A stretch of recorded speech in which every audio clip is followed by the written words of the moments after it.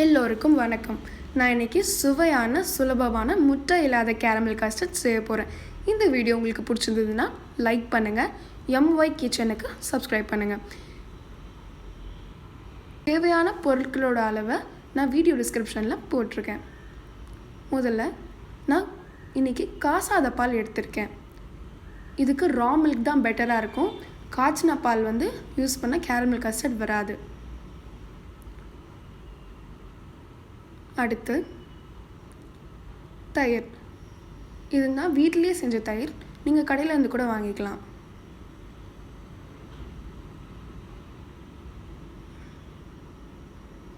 அடுத்து சர்க்கரை.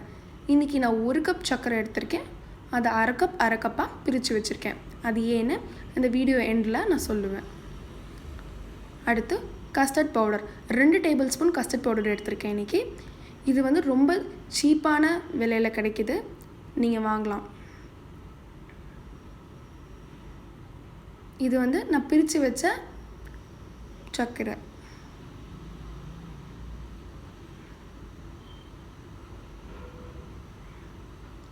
அடுத்து சிலிக்கான் மோல்டு. சிலிக்கான் மோல்டுனாலும் பிரச்சனை இல்லை.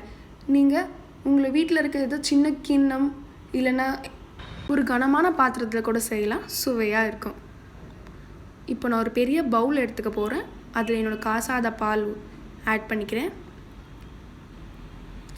அடுத்து தயிர், அதோடு சேர்த்து தயிரும் ஆட் பண்ணிக்கோங்க. 1 கப் சர்க்கரையை அரை கப் பிரித்து வச்சோம்ல, அந்த அரை கப் வச்சுட்டு இன்னொரு அரை கப் எடுத்து நம்மளோட கலவையில் சேர்த்துடலாம். இது வெறும் அரை கப் சர்க்கரை தான். இதுக்கு ஒரு எலக்ட்ரிக் பீட்டரோ இல்லை எதுவுமே வேண்டாம். இது custard powder, vanilla flavour custard powder. Normal wire விஸ்க்லே இல்லைன்னா உங்கள்கிட்ட வீட்டில் ஏதாவது கரண்ட் இருந்தால் கூட யூஸ் பண்ணிக்கலாம். எலக்ட்ரிக் பீட்டர் அவசியம் இல்லை. நல்லா கலந்து விட்டுக்கோங்க. இந்த சர்க்கரை நல்லா கரைஞ்சி வரணும். ஒரு 2லேருந்து 3 நிமிஷத்துக்கு கலந்து விட்டுக்கோங்க. இன்னொரு பவுல் எடுத்துக்கோங்க. இப்போ நம்ம அதை வடிகட்ட போகிறோம். ஒரு வடிகட்டியை வச்சு அதில் இப்போ நம்ம வடிகட்டிக்கலாம்.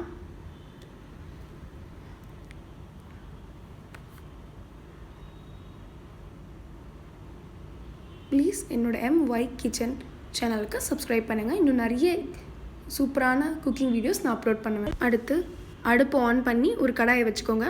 நம்ம அரை கப் சர்க்கரை வச்சுருந்தோம்ல மிச்சம், அதை இப்போ நம்ம ஆட் பண்ணிக்க போகிறோம்.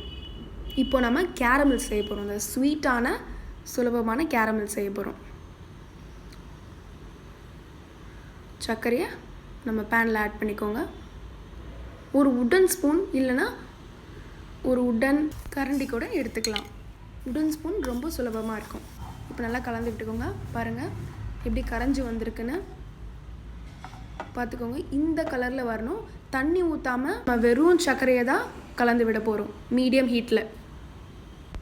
இப்போ நம்ம கேரமல் ரெடி. அதை வச்சு நம்ம டெக்கரேஷன் பண்ண போகிறோம். ஒரு கரண்டி எடுத்துக்கோங்க. நான் தோசை கரண்டியும் குழம்பு கரண்டியும் எடுத்திருக்கேன்.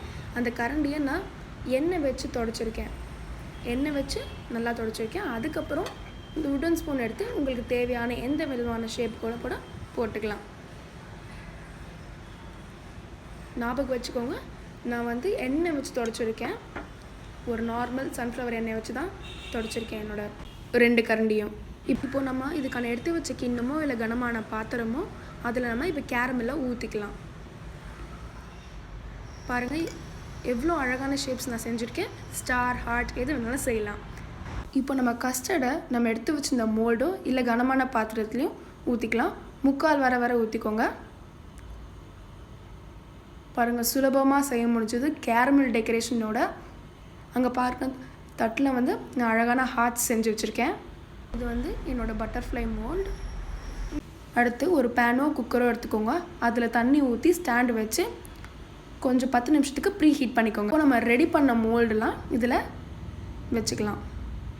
பாருங்கள் நான் ஒரு பேன் தான் யூஸ் பண்ணியிருக்கேன்.